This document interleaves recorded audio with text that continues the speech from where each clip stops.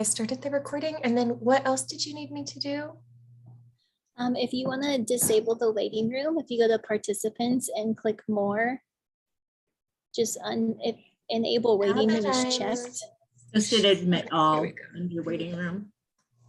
There we go. We have disabled it. Great. Okay, perfect. All right.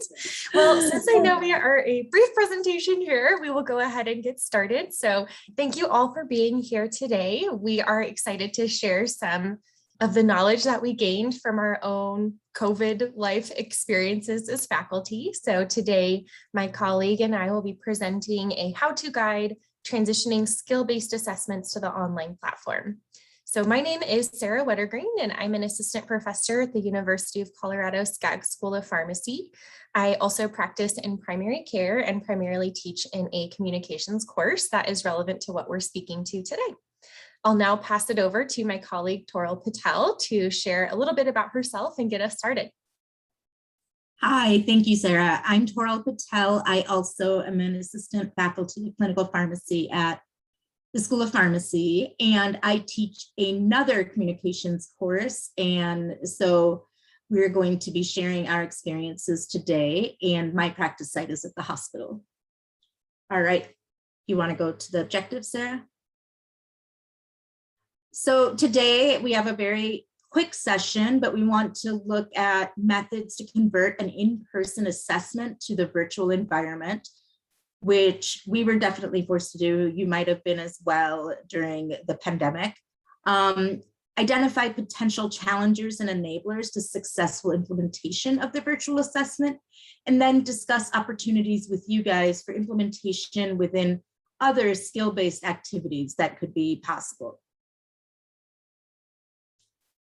So in our communication courses, we predominantly use OSCEs, which are objective structured clinical exams. They are skill-based competency assessments with direct observation.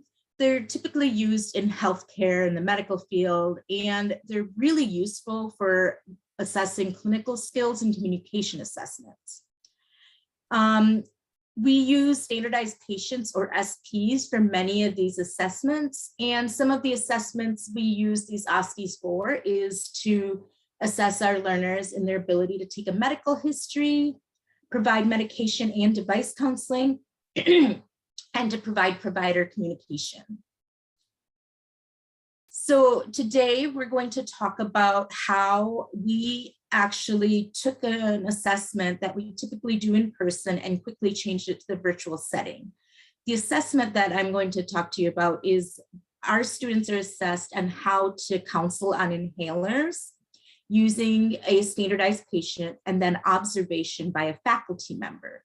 So in the live setting, basically, there's a schedule the students see, they know what room to go to. There is a standardized patient there who is picking up an inhaler, and the student, just like in real life, is supposed to counsel the patient on appropriate use of the inhaler. The faculty member is just sitting in the background assessing the student's communication skills and the content information that the student is providing. So when we went to the virtual environment, we decided to go with Zoom. We set up one meeting link for everyone involved, the students, the standardized patients, the faculty, and facilitators is what we found we had to use.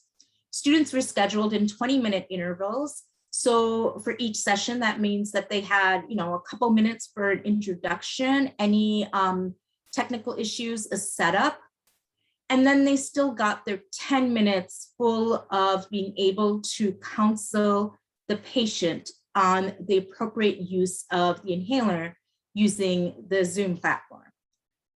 Then the remainder of the 20 minutes before the next student showed up was reserved for the standardized patient and the faculty to finish any grading, resolve any other issues before the next student arrived. The visual on the side just includes like what sort of the example that was posted for the students when they had to show up, what their time was, and how to get into the meeting. This can vary slightly based on the assessments we've done, but for this particular assessment, this worked really well for us. For Zoom, in terms of logistics, the student entered the waiting room because we used facilitators, which were our key. So like similar to hosts that we're using for this meeting, they allowed the student into the breakout room after they were placed in the waiting room. So that way we knew what time. We didn't have students going in early to sessions. Students can definitely be anxious at times and wanting to start early. And we wanted to make sure that the previous learner, the student being assessed, was out of the room before every student was placed in the breakout room. Once they were there in the actual room, before the counseling started, it gave our faculty time to check the name badge, make sure this is the learner that they were assessing, do a quick room scan and screen share, and that depends on the assessment. We wanted to make sure they didn't have notes available or a copy of the rubric available as they were communicating with us. And then they were able to remind the student to start recording, and we used a Google timer to keep everyone on track. The recording was really key for us in this setting. It was actually very helpful to have the students do the recording versus us making sure to be in each individual live room, setting up an actual camera and making sure recording was happening. During the actual assessment, the counseling of the SP occurred, and then after the evaluation, the student was reminded to upload their Zoom recording, their individual recording, as an assignment into Canvas, and the faculty finished grading the rubrics. And now I'm going to have Sarah just talk about some tips and lessons we learned while we went through this. Thank you, Toril. Yes, so both of our courses used a very similar model for our different communications assessments. However, the skill being assessed was slightly different. So based on our mutual experiences between these two courses, we've certainly learned a lot. And so we'd like to share some tips and lessons learned from our experiences.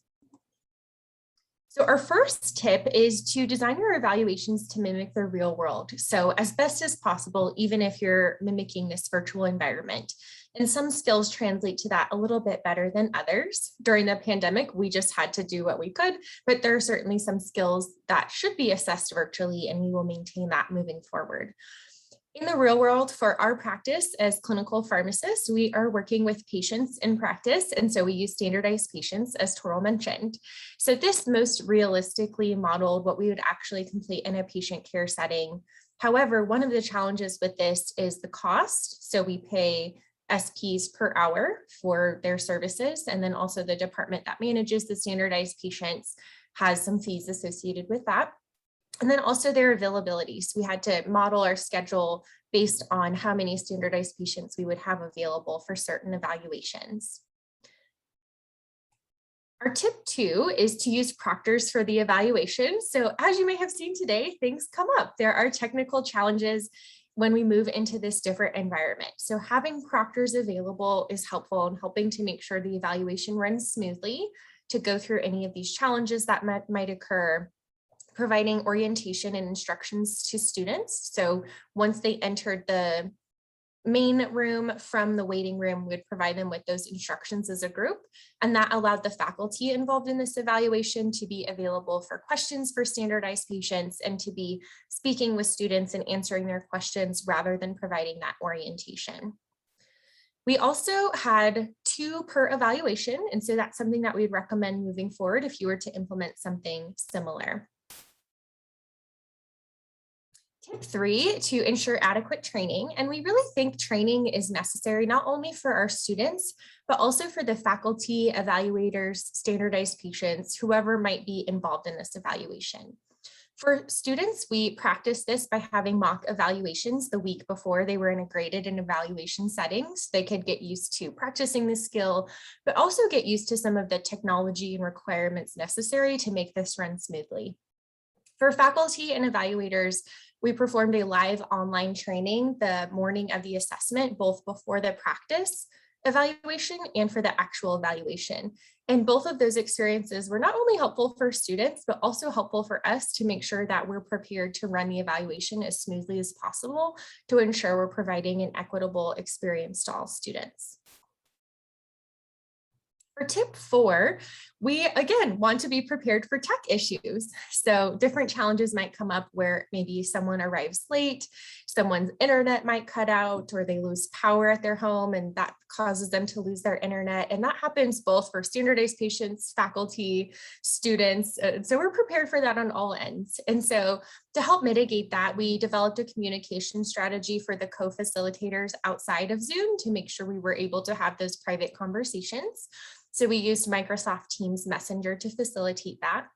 We've also built extra time in the schedule and had extra Zoom breakout rooms available to help plan for these challenges. Our last tip is just to remember that change is hard, not only for us as faculty to adapt to all the different changes that have come in the last couple of years, but for students as well.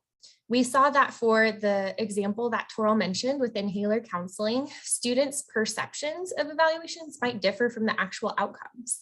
So in that evaluation, we saw that students actually performed better in the virtual environment than previous cohorts who were performing this skill live. However, in another study, we saw that students perceived the virtual environment to hinder their ability to develop relationships with standardized patients. And so it just takes them adapting to different environments to make sure we're all feeling comfortable in this new virtual world, since we know that telehealth is the future and we have to keep moving forward with that. So we'd next like to share some ways that we think this could apply to other professions. So I will pass it back to Toril to talk through that.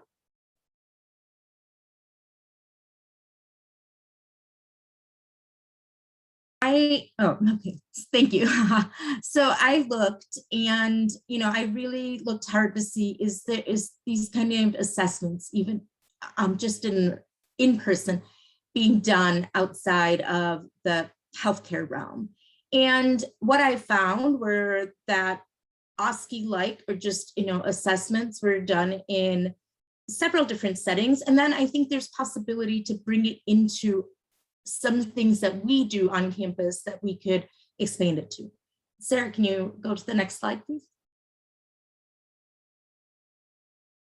Okay, so in the legal world, I saw that I didn't find any actual research on it, but I found that the Kaplan group definitely uses the OSCE model to assess law students in client interviews, case analyses, and then oral presentation skills. I believe there would be a definite benefit, and they're probably already doing something similar, but not calling it an OSCE, is customer service in terms of getting information intake, assessment of the issue, their ability to resolve the issue, and then just actual demonstration of customer service skills. And then on campus, there definitely is likely a possibility to use, either virtual or in-person OSCE methods actually to standardize how we do a lot of different research, maybe survey methods. How do we train our actual surveyors to collect the information, collect the data, whether it's in questions or objective data, and then how the analysis is conducted. So those are a couple things that I looked at and was mentioned. Next slide, Sarah. I was trying to respond to a chat. Let me navigate that. There we go. And I saw one chat too. I can bring that up here. So I wanted to just take a few minutes. We wanted to make sure that you guys, this was a very quick presentation, but using this sort of a virtual platform to do assessment, does there seem any applicability in your content? And what topic do you think would adapt well to the virtual environment? And while you're thinking about that, I can answer the Zoom question. So someone mentioned that Zoom pretty much limits you to visual and audio information. And did we miss anything by not having other sensory input? One of the things, especially with the inhaler session, we found was, we usually use a model to talk to patients, and not having that model, because everything happened quickly, was difficult because we had to rely on pictures to guide them through versus the actual inhaler. So that might have been something that might be a downfall. But we did use pictures that we were able to put on the screen. Again, that's a visual aspect to it. but that was one of our challenges in having the students describe something without actually touching the product. Anyone have, I see the chat has some things, Sarah. I don't know if you want to read them or I can read them. Sure, I can read the chat too. So our next comment, I'm in the communication department and this has a lot of applicability, mediating conflict, initiating small talk. We use something similar to teach students how to participate in bot view - interview skills. Do you think you would be, so in communication, do you think you would also find like a use of a virtual environment? Or is the bot view a virtual platform, Janice? Okay. Virtual. Great. And I know at our faculty retreat, I think 2 years ago, the virtual reality group came to us. And they came and showed us some ways they're working to develop some stuff that maybe could be another way to incorporate this.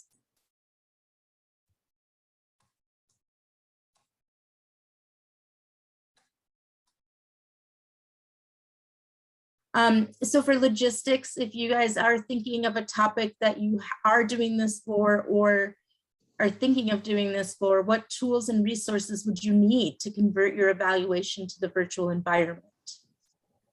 Or would you need additional support personnel? And what skills would they need to have, or at least additional training?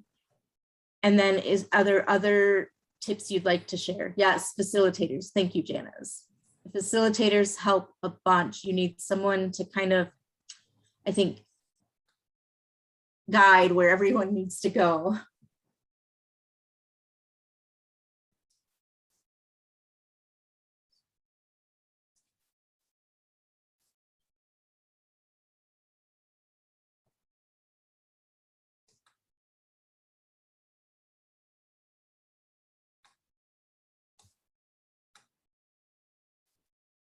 So chat says, we've not had anything like that and it would run so much more smoothly if these were available. Absolutely. I think having some of these practice opportunities, especially before you get into that real world assessment, is a great way to get practice experience, but does take some investment in resources from faculty time to make sure that this happens.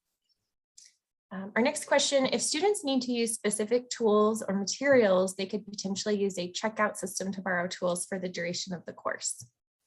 Terrell, I'm not sure, have you done anything like that for your portion of the communication course? Yeah, so we've had that for the actual inhaler course. We have, we have a whole set of sample inhalers available for them to come practice, and they can come practice in our lab and practice with their peers or come in, and those are available for, I think, a full 2 weeks before the actual evaluation. So they get used to it, because they actually didn't know which device they'd be counseling on. They just knew it could be one of 6 possibly.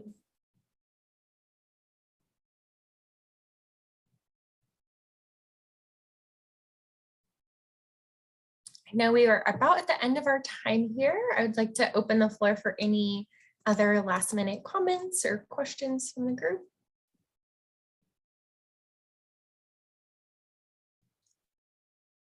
My one thing I guess I want to add was just that I've liked using the Zoom session.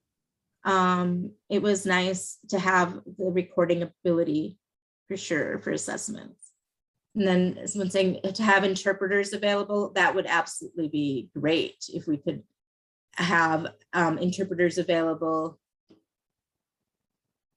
so people with language or disability can follow along.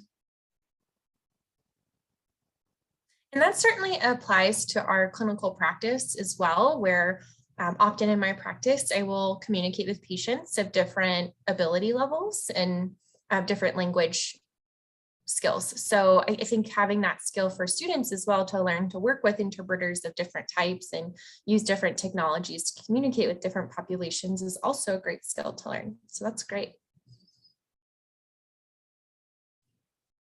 Well, thank you all so much for being here. If you were not able to attend the full session, we will be posting the session recording. So please feel free to follow up with Toral and I with any additional questions, or if you're going to implement this in one of your courses, we would certainly love to hear how it goes and help you along the way. Thank you.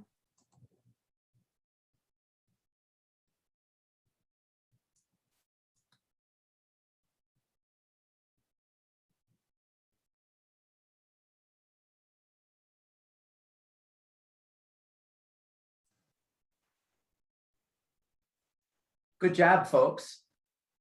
Thank you. Thanks, David. Thanks for coming. My pleasure. It was hard for me to keep my mouth shut while they were having issues at the beginning of getting the Zoom thing set up. I know.